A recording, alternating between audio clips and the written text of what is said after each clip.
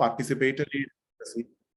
This sort of participatory democracy is something that we have always been bestowed with, and we have always put a lot of effort to uphold the democratic values, be it as a smaller group of smaller communities or the larger with at the same time have a concept of a servant type leadership. So this is something that our culture has already given to the nation, and our effort has always been to balance and harmony the political process with the youthness, at the same time the wisdom of the elders. So this brilliant combination is what makes India a great, how do I put it, an example for the global audience. And you can also clearly see India, like what Professor Sir has rightly pointed out, India is also a significant amount of youth population, and we all know they are the people who really decide who gets to control and rule our parliament and the elections. And we have always been seeing they have been voting very wisely, and also being taking initiative in deciding the national agenda as well through various forums, be it through the community organizations, or even through the private sector championship, or also through the academics and other spaces. With the help of Professor, I hope to cover a couple of more points in the sequence of discussion. Over to you, sir. First, you may please present your views on youth in democracy from our cultural, civilizational background also, so that the viewers would be able to get an overview of what happened and what is the background of our democratic and governance systems in India. Sir, I think broadly the way to put it would be, we'll try to capture it in. I'll try to capture it into 4 or 5 points. The first thing, sir, India has mastered the art of balancing centralism with decentralization. As a society, as an institution, we always have a centralization tendency. At the same time, the centralization tendency doesn't weaken the periphery. So this is done beautifully in the political system by embracing wisdom and ethics, at the same time giving sufficient space for youth to put out their voice, out their radical or even sometimes non-conventional ideas. This is done through practice of practicing inclusivity and building empathy with the young. This is one big lesson that I see has made India mature as a democracy. Now, we also see similar type of tendencies in other countries where there is no empathy and inclusivity with the youth. Now, this makes a huge difference. So the youth feel they are not part of the political process anymore. And this leads to creation of conflict, creation of very violent student movements and all that. India also has a history of student movements, but none of them actually ended up being violent or, lead to a civil war type of a situation. So this is also inspired by another concept that we always have.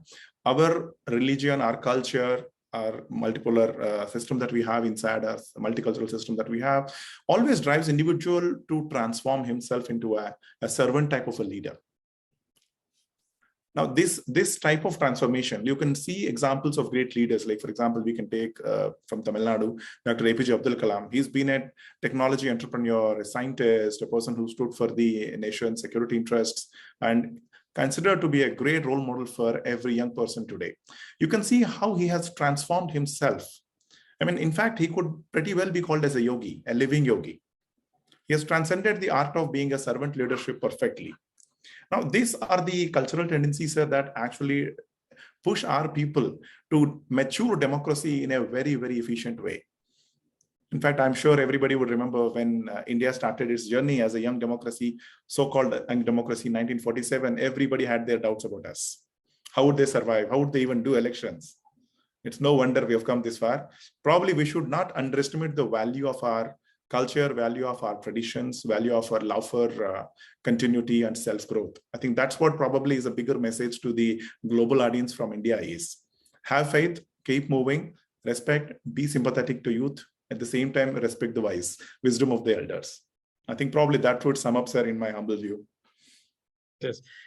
We all know that when independence was given to India, and even before that, many British leaders, they expected that Indian democracy would not survive. But that was their understanding of India. But if we read the systems, democratic systems of India, we can understand there were times when different parts of our country had no kings at all.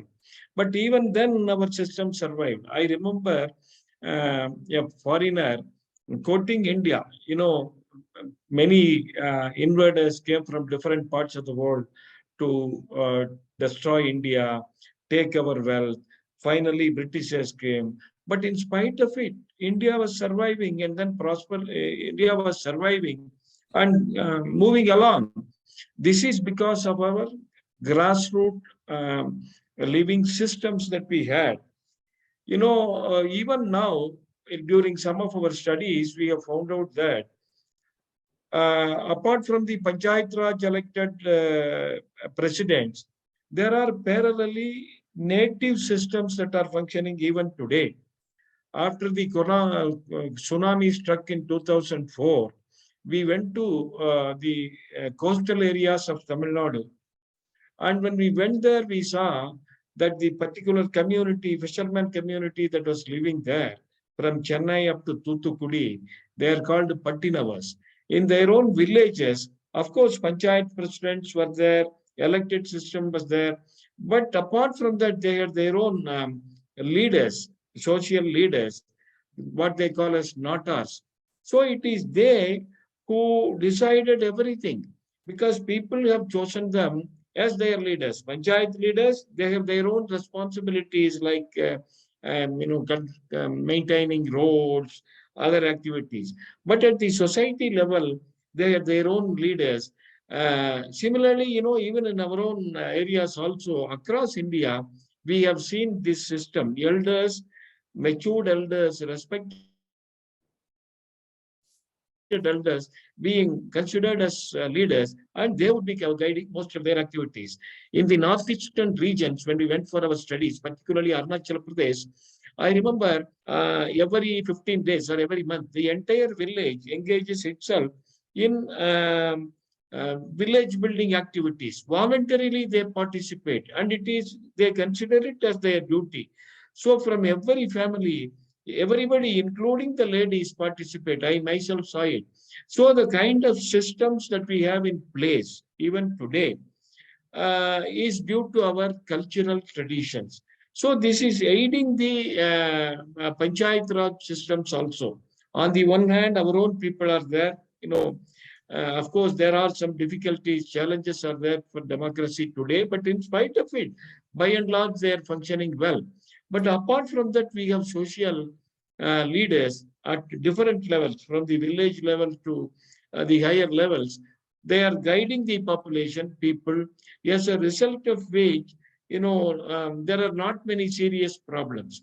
So this is one important factor behind our democratic system. This we have to understand. Sir, adding to that point, I think we can also have a message for the youth from for example, sir, it's very difficult for youth to comprehend the enormity of the culture and enormity of the tradition that our ancestors have built over a period of time. Of course, sir, it has its own pluses and minuses. I mean, we can comfortably concentrate on the pluses and see what type of message we can take it forward for the youth. Now, sir, I would like to highlight a couple of pointers, like, for example, through the writings of Swami Aurobindo or Swami Vivekananda, or Sri Subhash Chandra Bose, or even V.D. Savarkar. So we have some interesting insights into how they conceptualized the construction of, a path for the youth to deal with democracy, to deal with this. Like, for example, Swami Aurobindo, he always insisted on being spiritually elevated when you're assuming power or when you're seeking power. The power journey in the political space should also parallelly follow the power journey in the spiritual space. Now, he insisted that the governance should be guided by higher spiritual principles and values, without which he believed that the real progress in our country is not possible. Which is probably what he kept on insisting, that the youth should continue to evolve into a better human being, better being every day. Probably this is how, in my little view, we could sum up his integral philosophy of yoga. So there is a very nice mixture of spirituality at the same time attached to the material values of our world. And of course, sir, any person who is spiritually elevated would almost always believe in collaborative decision making. It is just not possible to be spiritual without voicing out or without listening to others' concerns. On the other hand, if you come to Swami Vivekananda, sir, he wanted youth to take extraordinarily active role not just in the national movement, but also in the nation building activity. In fact, we could simply say that he wanted these youth to take the front line. You are very right. You are very right. Yes, yes. That is the reason why, in fact, Mahatma Gandhi emphasized, democratic systems from the lower level. We all have the spiritually elevated people as our leaders since time immemorial. There are many, many examples that we can quote. They were called Raja Rishis. Even our own Rajas, they were now, unlike the kings from other civilizations, other backgrounds, our Rajas, most of them at least, they were all spiritually elevated people. They lived for the society, they contributed for the society. So that is how Indian systems prospered over the years, as a result of which we remained as the Vishwa Guru for several centuries. And even today, I noticed throughout our studies that there are leaders at different places who are highly elevated people. Some 20 years back, we were taking up studies in village cooperatives. To my surprise at least, because till then we have not studied much, and I'm an academic professor, we don't discuss this at all in our classrooms, in our seminar halls, etc. When we went and studied these village level cooperatives, particularly milk cooperatives in Western Tamil Nadu, we came to know that the presidents of the milk cooperatives in many villages, they completely dedicated themselves for the society. So no salary, no income for them. They had one or two employees. They also came and worked for the society, for the village as a whole, without getting salary. As a result, I calculated in those days that the return from the cooperatives profit was some 10,000%, 1 lakh%. I remember in a seminar I spoke that the returns were more than the returns of Bill Gates in those days. So this is how we have elevated, as you rightly said, spiritually elevated people or socially concerned people. Because of them, at different levels, even today, our democratic systems, our governance system remain superior. This youngsters should understand. Absolutely, sir. Sir, adding to that, one more thing, sir. Now you have brilliantly highlighted the existence of informal power structures. Yes. Very comfortably with formal power structures. Yes, in a very complementary way. Yes. This, I think, is also another very, very important component. I think our culture and our tradition have always insisted the youth to start looking at taking over, self-governance type of initiatives in their local areas. Even though, sir, we do have a Panchayat Raj system, I do believe it is still far away from what originally it should have been in our society. Our society has always been a bottom-up society. And I know it had its own problems at the national level when it comes to defending our civilization, when it comes to defending our national interests. Now, I think the current scope, current design where the center would largely take care of the national security and other issues, I think it is high time that we start looking at reforming the grassroots institutions in a much more natural manner. Like you rightly said, sir, most of the villages already have these institutions, and they have been surviving the onslaught of the colonial era and all the other ills that came before and after it. Despite that, they continue to survive. So this, I think youth can have a very important role in building these community institutions, which are a very, very critical component of the governance component that we look at today. And I think the pursuit of self-governance and our local boys working for the local problem solving is a very, very gratifying thing, both for the elders and also for the people. Even now, sir, I can see most of my friends and colleagues who live in cities, they have that deep drive towards their own villages, their own towns, and they always want to go back and do something in return. There is also a this very important drive. And this is a drive that we should capture by creating a small innovations, a small charitable organizations, community organizations. And somehow, sir, I see youth generally shying away from actively participating in politics. Correct. So most of that I think they have to overcome that.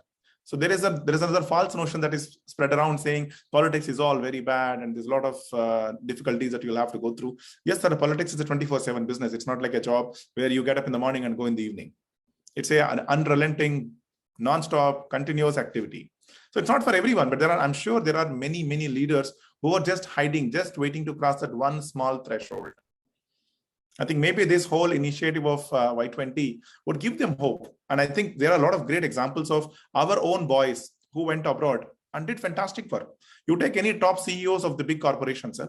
Now each corporation is as good as a big, at least a district, if not a country, at least as that. But they are able to very clearly demonstrate their leadership skills, surviving against all odds. Now those boys can comfortably manage a district, a state comfortably. So that inhibition probably is what I think we need to push, and probably that requires some amount of confidence. And I think government has been doing fantastic work in trying to give confidence to the students. Sir, any student or any young person who doesn't earn a salary, take care of himself, I really don't think he'll be confident enough to stand up for others. So that empowerment is also needed. I think government has done some decent work in this last at least 5 to 10 years timeline. We have hundreds of startups which are doing very good. More than 1 crore or 2 crore youth are getting trained in various skill sets. They're able to find jobs despite the extremely harsh environments abroad. And I'm sure, I think there was also an article where I read recently, around 42 crore people have been lifted out of the extreme poverty in India. Now, all this is possible because of that drive that they have to give back to their society, give back to their people. I think we should channelize that a little bit more, sir. And another thing that I always wanted to ask, sir, is about the concept of cultural nationalism. So I think the youth, the young people want to do something for their society, but they don't have a framework to understand how do they contribute back to the society. Probably Y20 type events may help, sir. And any thoughts on that area, sir? You are right. You are right. There are 2-3 points I want to make. One is that, leadership, political democracy, political governance is one aspect. The other aspect is non-political democratic and governance systems. So if we see the business and economic sectors of India, we have several thousands of entrepreneurial leaders in different parts of the country. You take any place, whether it is Surat or Coimbatore or Belgaum, you take any place. All these places have grown in the last 50, 60 years, by and large, because we know the Britishers had systematically destroyed all our economic centers. So in the last 60, 70 years, maybe just before independence, some 20, 30 years back, after the Swadeshi movement started in 1905, initiatives came up. But in the last 60, 70 years, if we see India's history, the economy has been continuously growing, even though there were confusions and contradictions at the policy-making level for about 65 years initially. So for about 30, 35 years, our political setup, our ruling establishment favored the socialistic approach. After that, for about 20 years or so, this globalization approach. But in spite of it, India has been growing. When we analyze the reasons behind it, we see the leadership at different levels, leadership at the business center level, leadership at the society level. So as a result of which, if you see different parts of the country, if you take Surat, 2 lakh turnover every year, completely built by the entrepreneurial leaders of that region. Similarly, you take Coimbatore, maybe it's about 1.25 lakh crores or so annual turnover.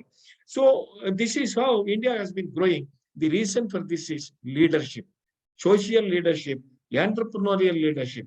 They have a vision and they are building upon it. Unlike the present days where we have a strong leader at the center, earlier days there were problems for them, confusions for them.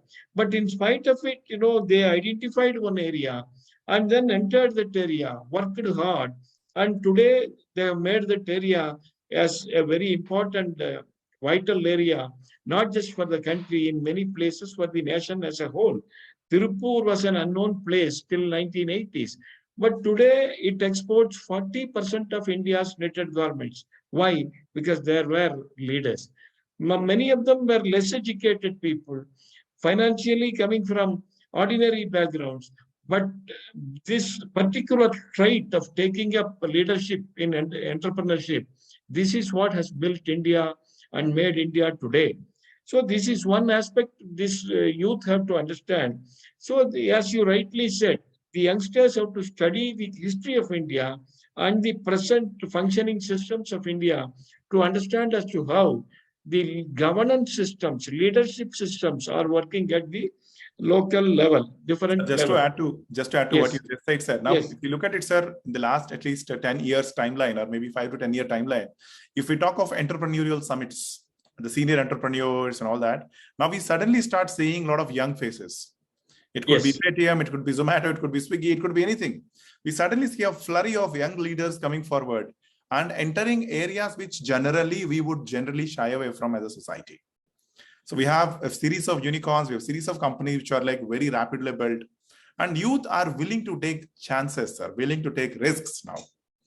And it is very happy to see because they have confidence that they will get things right.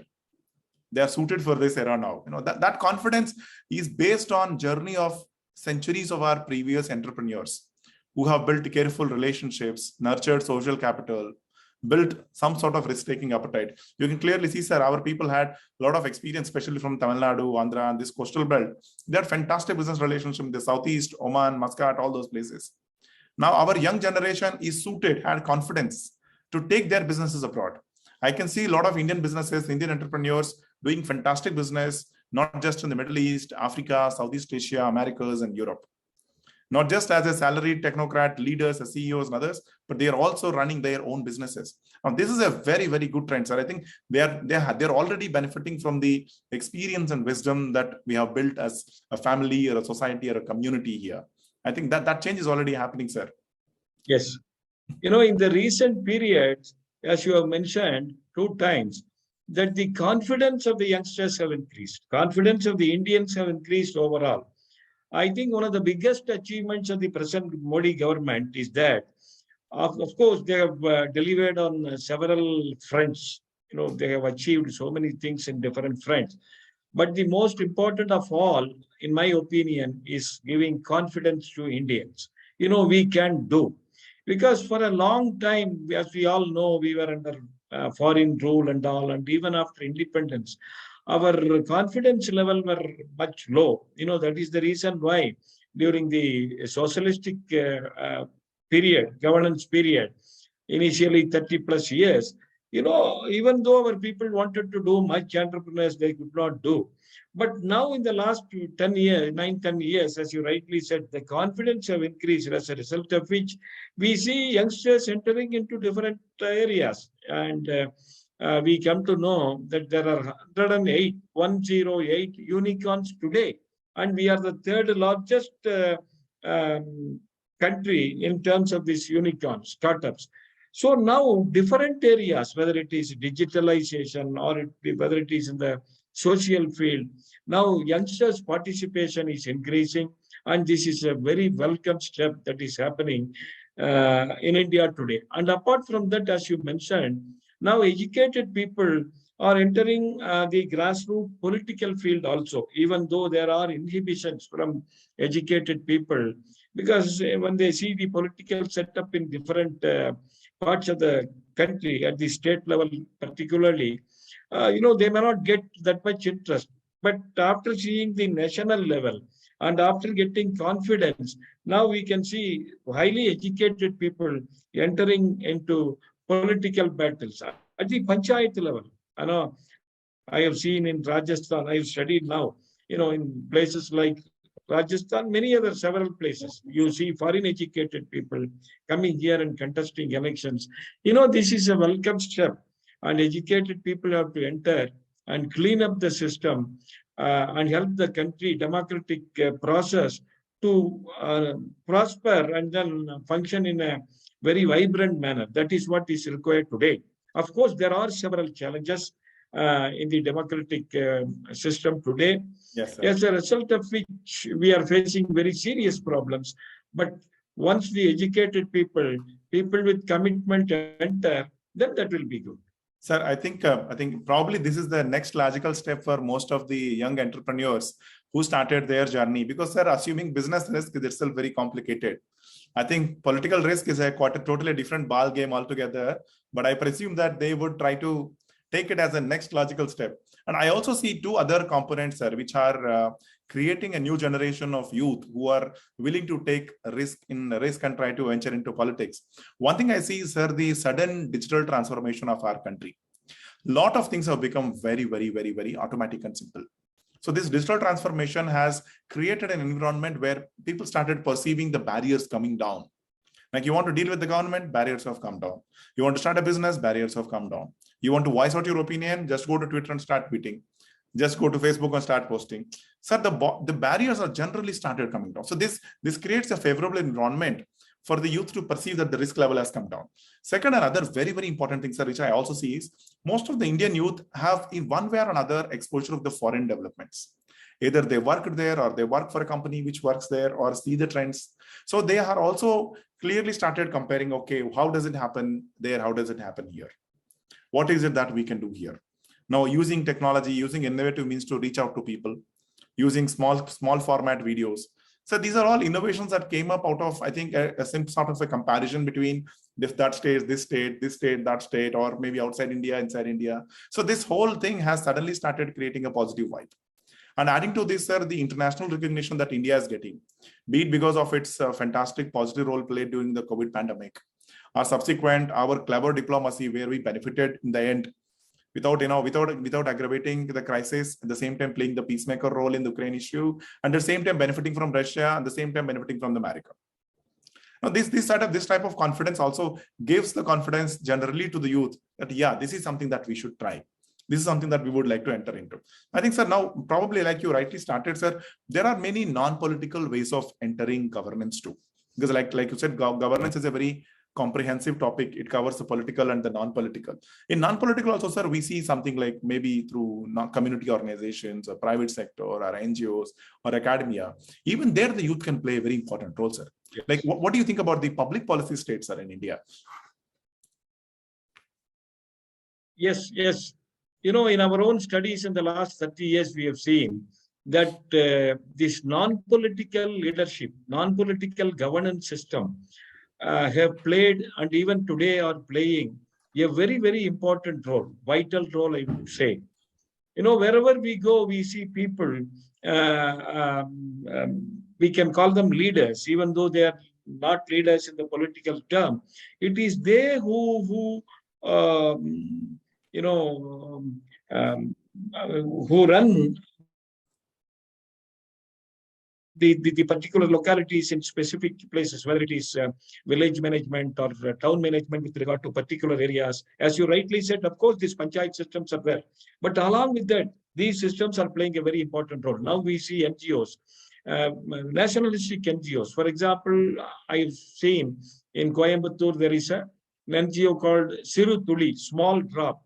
You know, they are taking up this water management work, and they have done very wonderful work in the last 7-8 years. I have seen this in different parts of the country.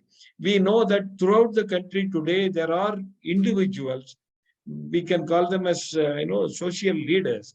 There are individuals, there are small group of organizations who have committed themselves for the welfare of the society. And in this respect, particularly in the last few years, technology is playing a very, very important role. And, you know, Indians are the ones who have adapted to technology more than any other country. We know now 46% of the digitalization works that are transactions taking place across the world are taking place in India. So technology is playing a very, very important role. So we're, even from the government point of view, when Prime Minister Modi wants to speak to the people in Man Ki Baat, every month he gets ideas from people. So it reaches him, as a result of which he takes up issues that are known to even the people at the local level, very, very important issues, to give our people confidence, to tell us what is happening in different parts of the country. Similarly, if you see the selection of people for Padma Awards, you know, through technology, this is a highly democratic process. So if you find somebody who has committed his or her life for the society as a whole, without expecting anything, you can write to the government of India where they will get recognition. So technology is changing our democratic process in a much faster way in the recent periods. And youth has played a fantastic role, sir. Like you rightly said, most of the initiatives that the Honorable Prime Minister takes or any other minister takes, they're all driven through the youth only. Like for example, sir, now there is a joke that goes around the Twitterocracy. The democracy is called the Twitterocracy now. Oh. Most of the complaints are put on Twitter and they are quickly attended. I see the government machinery rapidly responding to the tweets and posts. Recently, I'm sure you've seen similar events in this. Now, coming back to another component, sir. Now, the youth has played a very, very important role in a lot of grassroots movements. Like you talked about the movement in the agriculture. Now, we are also seeing some sort of a community type organization movements, like bringing the people who are affected by floods, people who are affected by environmental issues. Now, those activisms are they need to be put into a framework so that their individual initiatives are all brought together under national umbrella or some sort of a thing. Maybe there is some scope for some sort of organization in that space, sir. Any thoughts on that? Sir? Yeah. Yes. So there is also a scope. There is also a scope for encouraging those type of smaller community organizations under a bigger umbrella. Maybe they're the role of like SP Mukherjee Foundation, Research Foundation, and others. They can come together to give them some sort of a broader policy guideline or something, so that the individual efforts of the users, which are largely at a micro level, also lead to a macro impact. So I think there is generally a gap in public policy space in this space, sir. There is not good amount of effort put on identifying correct type of problems which have to be solved. And I'm also sure in India most of the problems are very common. Like for example, trying to support the farmers is a very common problem across India, and many state governments are been doing many different type of schemes to help them. Now, even now, we don't have a consolidated repository of what worked and what did not work. So there is, I think youth also has a lot of space in this thing. If you really don't want to participate in active politics, you can definitely take an active role in filling this data gap. And of course, youth also has other alternatives like joining civil services and getting into IAS, IPS, IRS and other things and try to contribute their role back into the society. I'm saying generally youth has so many options now, and some of the options which I think they need to spend more time on are public policy, collecting data, coming up with alternatives, and also identifying and researching on what worked and what did not work. Even crop insurance as an idea, sir. So it's an idea that has not received enough attention in India. Now, I am also believing that generally now the whole UPI has revolutionized the way the payments and the distribution of money, direct benefit transfer, all of them. Now, I also perceive that there is another revolution going to come, which is probably in the healthcare system, maybe through National Healthcare Authority or National Digital Health Mission. Now, that also would require some sort of inputs from the youth in taking it to the final milestone and also coming up with some policy suggestions and ideas. I think these are also a couple of things that I think we should also pay attention to, sir.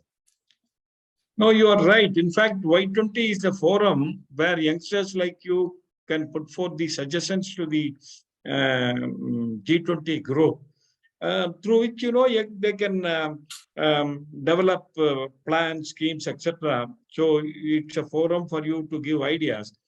When you mentioned the calamities, I remember, when we study the global situation today, in India, wherever there is a calamity, serious calamity, then the entire society participates. I myself observed and participated, as I mentioned, in the tsunami experience 2004-5 and the recent Chennai floods, or wherever it is, Orissa, Rail Misha. Though there are organizations like RSS, Sangha, different organizations that voluntarily participate immediately, but there are several other organizations also. At the individual level also, youngsters, they form a group, WhatsApp group, and then help. We remember there was in Chennai floods, there were several youngsters, group of youngsters who created these WhatsApp groups through which, they helped the entire society. So Corona, again, we have seen as to how food was delivered to people in different places through these groups. So whenever there is a calamity, Indians immediately rise up to the occasion and then help the other people. But as you said, there may be requirements for some policy changes. Of course, you can give these suggestions, which can be taken care by the G20 group as a whole. And another important point that I wanted to mention here was relating to governance. As far as the governance aspect is concerned, in my opinion, we have enormous wisdom.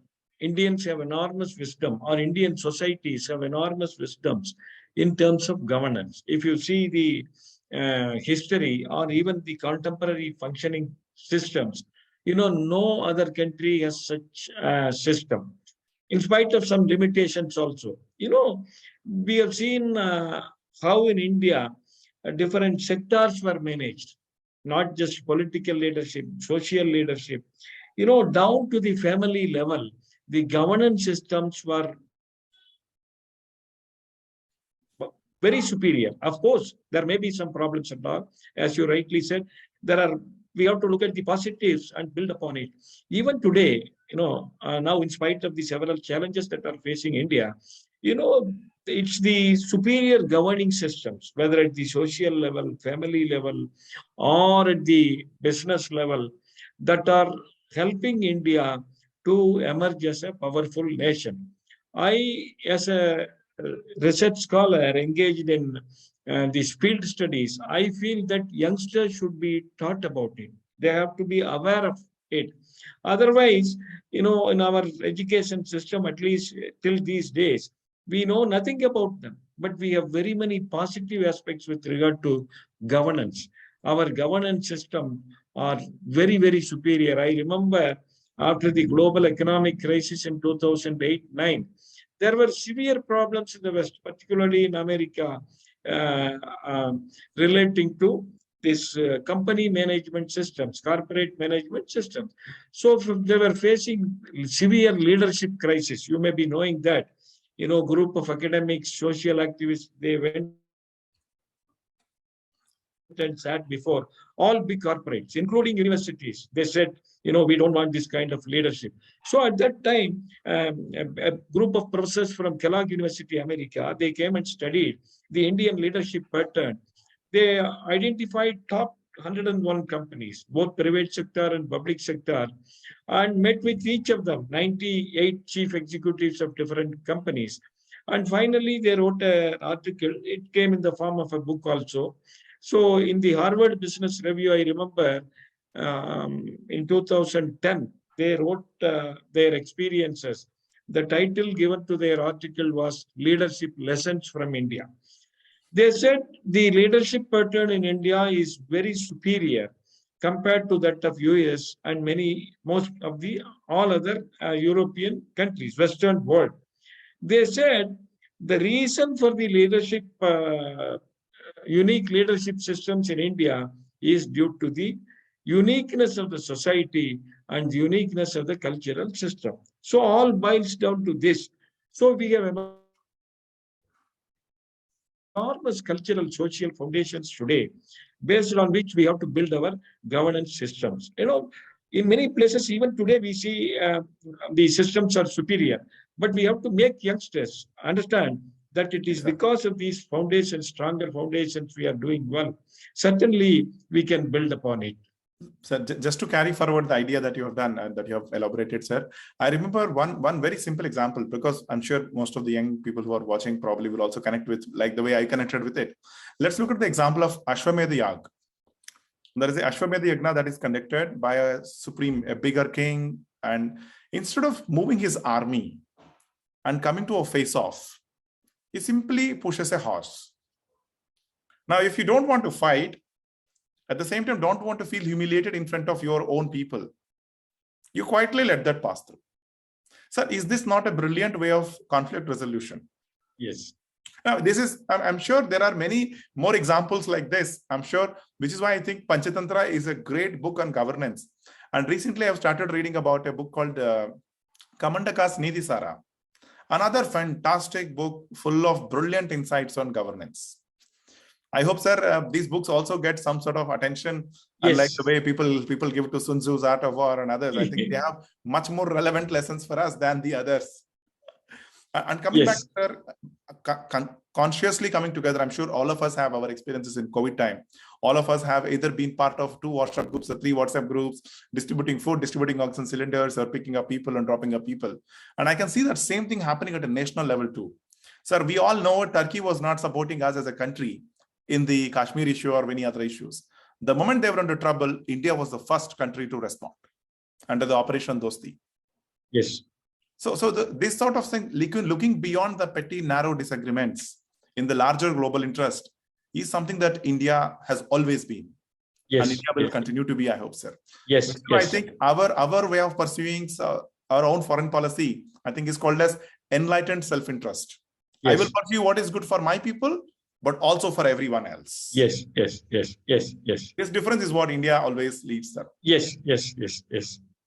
Particularly the foreign policy under Prime Minister Modi's role. You mentioned about this helping other countries. Oh, it has earned a lot of goodwill for us because this is how our tradition functions. We all consider the whole world as a family. So this is our strength. So in my opinion, after studying making field studies in different parts of the country and as a teacher, I have great confidence that the youth of our country will be able to contribute to the democratic and governance process much better in the coming days, because in the present system, in the last few years, things are improving much better, and there is huge scope for the youngsters to enter into different fields of their choice, and contribute to the nation building process. So I feel this is a great time for the youth. And when youth fully contributes, then the entire democratic country, India, will rise up and become a very important global power in a very lesser period, maybe 5 years, 10 years, much lesser period. That's what my feeling says. 100%, sir. 100%, sir. I'm sure being a young country has its own advantages. Yes. And I see a lot of effort that is being put in ensuring that the demographic dividend is also properly collected. Yes. The demographic advantage. Yes. Because this could be a big risk too. Can we ask our viewers to put forth few questions to you before, because we have 10 minutes more. Jagan?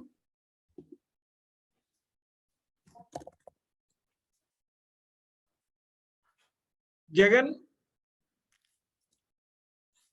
Voice is not audible. Yes, sir. Sorry. If you have any queries, you can ask. Our friends have any queries, let them. Yes, sir. A very nice session. Friends who are participants who want to ask questions, you may unmute yourself and ask the questions to our esteemed panelists. Jaganji, Balaji. Yes, Balaji ji, please go ahead. Ji, the discussion பேசும்போது ஒரு important விஷயத்தை வந்து highlight பண்ணாங்க. டெமோக்ரஸிலி பாத்தீங்கன்னா நம்ம less than 60% of the population less than 35 years கீழ இருக்குங்க. சாய்ஜி சொன்ன மாதிரி லாஸ்ட் 10 இயர்ஸ்ல டிஃபரெண்டான ஐடியாஸ்ல வந்து நிறைய ஸ்டார்ட் அப்ஸ் வந்திருக்குங்க. நிறைய இன்னோவேட்டிவா, நிறைய அவுட் ஆஃப் தி பாக்ஸ் திங்கிங்ல கொண்டு வந்திருக்காங்க. லைக் பேடிஎம், பாலிசி பசார், ஓயோ, ஸ்விக்கி, இதெல்லாம். இதுக்கு அங்க உங்களுக்கு எங்கேருந்து அந்த ஸ்பார்க் கிடைக்குது, எங்கேருந்து இந்த மாதிரியான ஐடியாஸ் அவங்க எடுக்கிறாங்க? டிஃப்ரெண்டா எடுக்கிறாங்க. யூத்ஸ் வந்து நீங்க சொன்ன மாதிரி நல்லா இதா பண்றாங்க. அது எங்க எப்படி எடுக்கிறாங்க? அந்த ஐடியாஸ், அந்த ஸ்பார்க் அவங்களுக்கு எங்கேருந்து வருது? Sir, now I think, sir, I will answer in English. If someone can help me convert it in Tamil, that will be better. Sir, one big thing that I think we all have to understand is exposure to how others live, how other places are. You take any example, Flipkart, Amazon, yes. Oyo, similar copies outside. See, what ideas are initially coming to our young people by observing what is going well, take it nicely, customize it for Indian needs, and build it here. Oh, yeah. This is what our boys are doing. As a culture, as a society, we have made a very, very big mistake in the last 400, 500 years. We have cut off ourselves from the world. This is our biggest mistake. Very humbly put, sir, I'll give you a simple example, sir. Two very important technologies which has led to colonization of India. Gunpowder, compass. Both came from the Chinese. And they are our neighbors. We did not learn from them. Someone from Europe has learned from them and mastered those two technologies to colonize us. I think, sir, as a society, we should continue to be looking outside for ideas and build for India by customizing them. This is where most of these young ideas are coming. And second thing, sir, like you rightly said, the young population of India, their behavior patterns are very, very different from the old. Even 40s and 50s, people who are 40s and 50s. They are called digital natives. The way they use the products will by design make the existing products outdated. So any person who is very keenly watching the way they use products knows what to build next. Like we all know, Google is a thing of our generation. Probably a server like ChatGPT types is more suited for the next generation. But think about this also. ChatGPT makes you progressively dumb because you will not think for yourself. ChatGPT will think for you. That's also a risk. This is where as a society, we have to balance the wisdom of the aged at the same time with technology. I hope I have answered your questions. Yes, thank you. Thank you. Very rightly put, Anna. I remember a quote where I read about technology. Today's aggressive players becomes tomorrow's defensive incumbents. So that's true. I think we have questions from Aravind, Sanjeev Dua. Aravind, you may please go ahead. Then Sanjeev Dua ji can ask. Sir, namaskaram. It was a very wonderful session as always. I would like to know more about that Kamantaka's Niti Sara, which you mentioned. If you could throw some more light upon it, it will be of immense use to everybody here. Because as I always believe spiritually, if you are deeply rooted in civilization, that will really help in unraveling our hidden potential. So kindly. 100%. Very, very, very, very valid question. See, Kamantaka's Niti Sara is a very rare book on how to govern your country.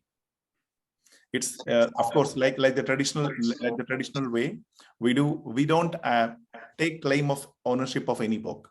If you see historically in any of these books, starting with the Arthashastra, none of the authors claim that it is theirs.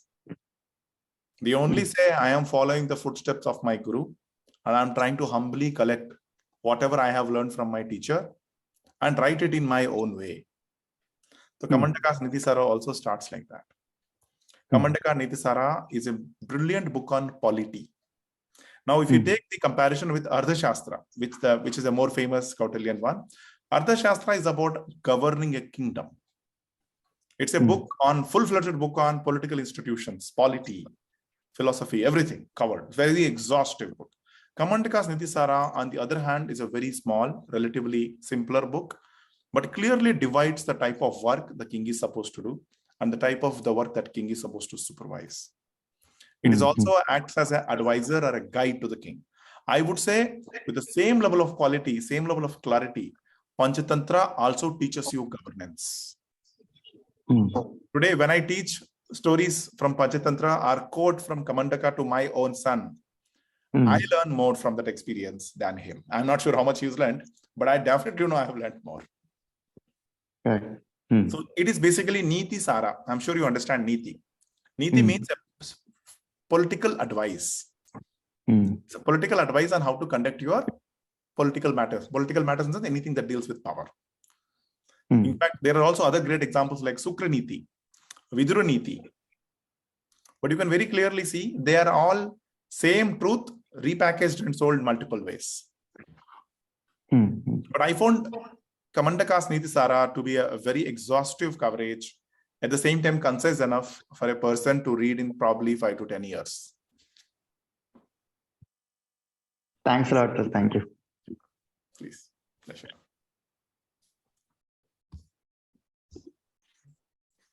Duaji, you may please go ahead with your question. Yeah, namaste everyone. Thank you very much. Very nice session. I had one observation, and I am going to seek on some guidance on this and views on this. So essentially, I work in IT consultancy domain where we hire people. Lately, what I've seen is that there are a lot of positions which are available in IT domain, but the value system of the candidates really gone down. For example, they will promise that they will show up, they don't show up. They will say they will join, they back out at the last minute. They are not capable for a job, still get higher paid salaries. Where are the morals and ethics going? I wonder. While IT is happening to India, and whatever is happening is great, but working very closely with the today's generation, which is into IT domain, I feel very disappointed. I feel terrible that they have no value systems. So what can we do to build this value system which is going down the drain in today's IT workforce, which is like 20 to 27, 28? Just some thoughts. I work so closely. I'm so disappointed. I can't tell you. Sir, I understand where you come from, but I think we also have to contemplate and truly accept what type of services, work culture that we have created in our country in the last 20 years. Which is what, sir, in fact, I run a product company, so I experience the same type of pain that you experience. But I would probably say our young kids have been dealt a very bad hand.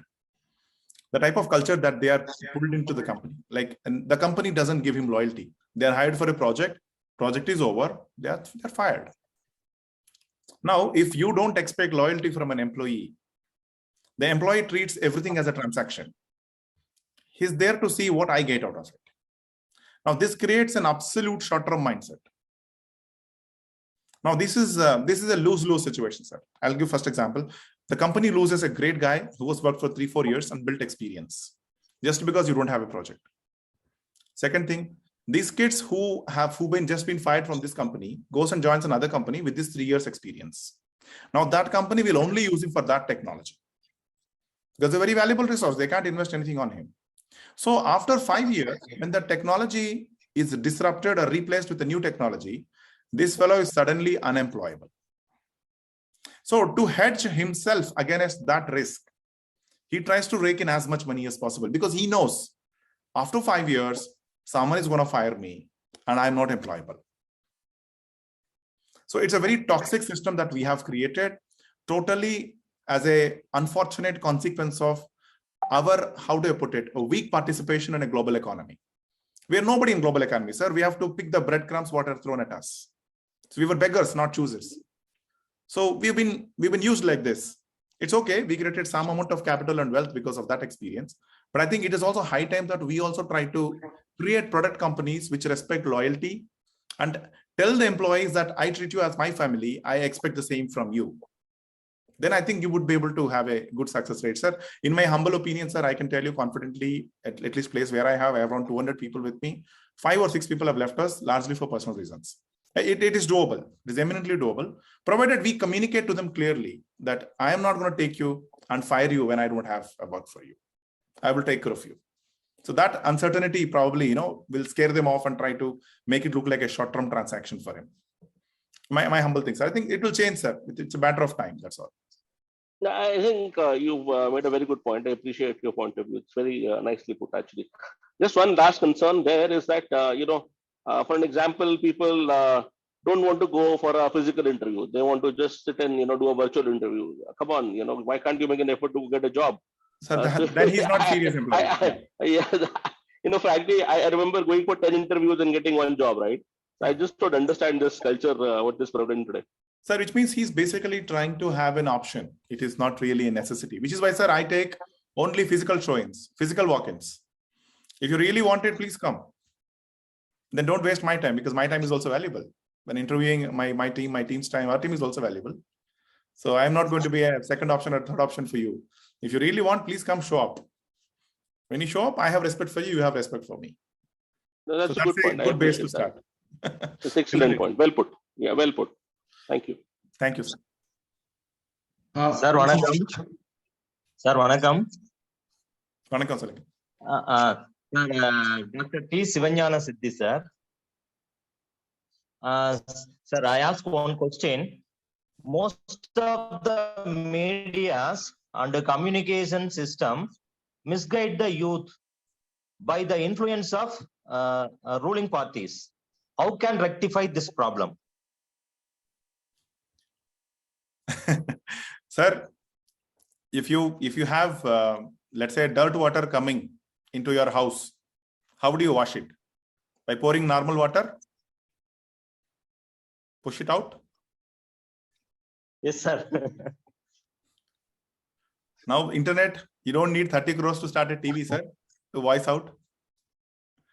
All good people have to simply start talking. People will listen.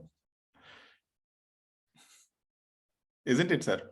Yes, sir. That is the democratization of the technology. So you don't need 30 crores to start a TV channel. You can look at how many YouTube influencers we have. Yes, sir. Yes, sir. We have to stay on the top of it, sir. Technology doesn't care who it is, who is using it. The one who uses it wisely will go up. Absolutely. Okay, sir. Okay. Thank you, sir. Fantastic, Anna. Next, we have a question by Dr. G. Ranganathan. He is a very active participant in all our programs. He has typed. Anna, would you request? Can I request you to ask yourself, or want me to read it? Yes, sir. I'm here. This is Ranganathan from Coimbatore. Namaskar. Sir, I fully agree with professors and the speakers' view that digital transformations and then confidence building, very particularly the confidence building that has been done by the present government internationally, is making youngsters take up much more risks. It is fully 100%. It is very correct. But one point is that the unwinding of the what I can say, non-productive things that have happened in the last 2-3 decades may also require to be attended actively or positively. What I mean is that, for example, a two-wheeler owner driving on the road, we don't require the two-wheeler, really speaking, if the public transport is there. The youngster is not able to understand that. He feels that driving a two-wheeler is more respect for him. That too, with the silencer removed and with a big noise we drive, he feels very confident. I think that is the wrong thing that has happened. Or something like owning a two-wheeler itself has become the result of the materialistic feeling that has been brought about in the last 2-3 decades. That if you are earning, you should own a vehicle. Whereas if you go to Japan or to Germany or many places in US also, the public transport is good. I am not talking about transport actually. Thinking at the views what the youngsters have gained, they require to be unwound. And second point in the same spirit is that, as Sanjay Dua has made it, the family values or the respect for the one's own life and his own family and for his own country. That is also, I think, it is yet to come back and sit on the rails. It is still going haywire based on the previous happenings. So I would like the panelists to give a view how this is going to move forward, what correction factors are going to be applied on that. Thank you. Sir, Professor, sir, should I speak for 2 minutes? Yeah, please. Sir, I think the fundamental challenge that has happened in the last 25-30 years is that the parents are spending way less time with their kids than anybody else. Sir, no teacher can provide values to you. No school system can provide values to your kids. Fact. Second point, sir, most importantly, because your parents are not spending time. Parents don't have a larger than life ambition or a goal in their life. They're just trying to survive. That's what kids observe. So they lack attention. They lack goal setting. I'll give a simple example, sir. Every one of us know Dawood Ibrahim.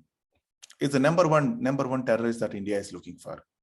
His father was a Mumbai police constable. Imagine if someone would have met him when he was young and told him, "Arey, you become an SP, you become an IPS, your father will love you." What sort of an asset he would have become to us? We have to accept that we are spending far less time with our kids than our parents have spent with us. And that gap nobody can fill. Which is why our ancestors always insisted Matru Devo Bhava, Pitru Devo Bhava, then Acharya Devo Bhava, then an unfamiliar person, Atiti Devo Bhava. These are the 4 good teachers for you. Challenge 1 we had, Matru Devo Bhava.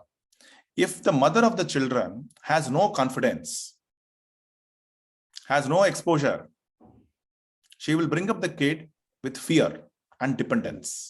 Yeah. It's a fact. Jijabai brought up Shivaji, sir. True, sir. True. You name anyone, you name any person who inspired a generation, you will find his mother's role significantly larger in her life. Now, how many of our women have fantastic exposure and confidence to bring up great kids, a daughter or a son, whoever it is?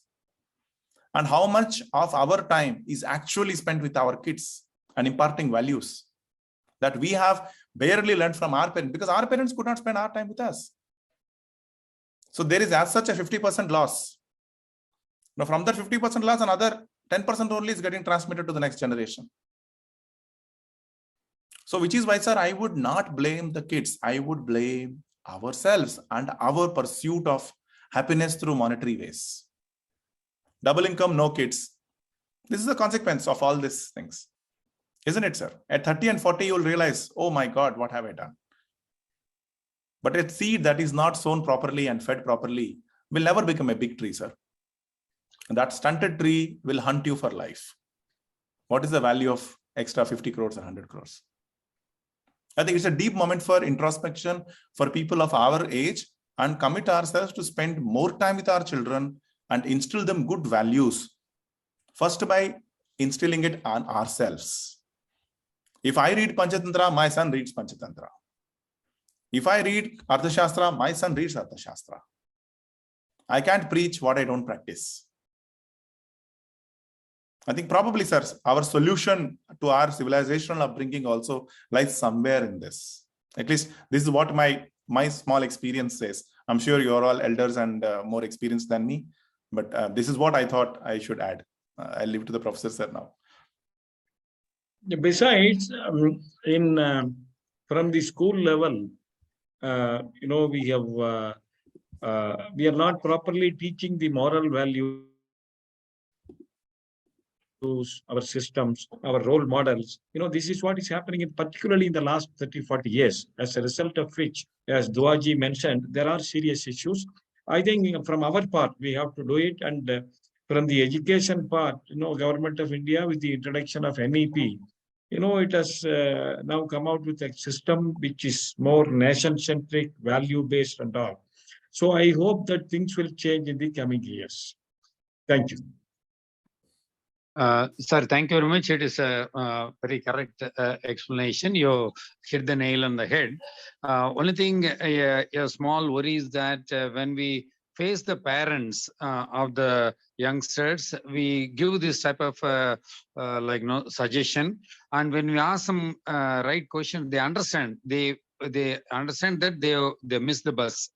But now, looking forward, how this type of an education is going to reach the parents, so that they will be able to stand by the youngsters under that, whether government can have some intervention, or how the society is going to itself correct. That is the worry that I want to raise at this point, sir. Sir, just the way family is an institution, government is also an institution. Government has no independent life of its own, sir. It is manned by us, people like us only. And there are lines that the government should not cross. There are lines that the family should not pass. Some things are better kept inside. And it's a journey, sir. Like they say, karma. That's what our ancestors believed in. We can't get everything right all the time. We do make mistakes. We pay for it. And then we redeem ourselves. It's not like the kids who are not who did not get inputs in their life are totally gone. There are many late bloomers. There are many people who have become even better with their own experience. So it is not like they are unretrievable forever. They are just bearing their karma, sir. One day they will also come back. It's just a matter of good exposure. True, sir. True, sir. It's good people around them. The peer group changes, everything changes. The peer group has a totally, how do I put it, overwhelming impact on a person's mind. It's all about having one good guy in the friends network. That one guy is like a candle. He will light up everyone. I understand. Thank you, sir. Thank you. Fantastic, sirs. Both of you have enlightened us and led the discussion into a very, very enriching session. And the audience, I thank the audience also for a very engaging program today. Professor sir, would you like to add something? No, it's already time. We have had a very good time with our friend Sai. So he has given a lot of inputs to us as thoughts, and he has given some ideas for policy making also. If possible, we can pass it on to the G20 group. Of course, this is for this purpose only we have created this Y20 event. So I'm extremely thankful to all the participants and our friend Sai Krishna for making this evening an enlightening one. Thank you very much. The pleasure is all mine. Thanks for giving this opportunity, and thanks to everyone for patiently bearing with me. Thanks to Jagan and team for this program. Of course. Thank you, sir. Coming 19th, we have a program with Professor G and Dr. Sahana Singh on ancient Indian approaches for sustainable living. Followed by that, we have on 24th with Dr. Jagat Shah. The program will be Future of Work Industry 4.0. And on 27th, we'll have a program with Jijit Nadumuri Raviji, former scientist at ISRO, on emergence of artificial intelligence and changing landscapes at workforces. So going forward, we will be doing a series of programs. Stay tuned with us. Due to paucity of time, we are unable to take more questions. Look forward to seeing you in future programs, and thank you so much. Vande Matram. Dhanyavad. Thank you. Thank you. Thank you. Jai Hind. Jai Hind. Jai Hind.